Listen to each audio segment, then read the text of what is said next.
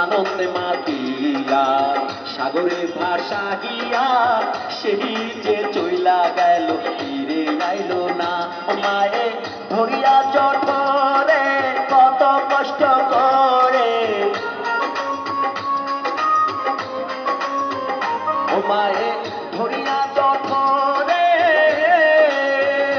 মায়ে ধরিয়া জঠরে কত কষ্ট করে 10 মাস 10 দিন ধরে পেল বেদনা।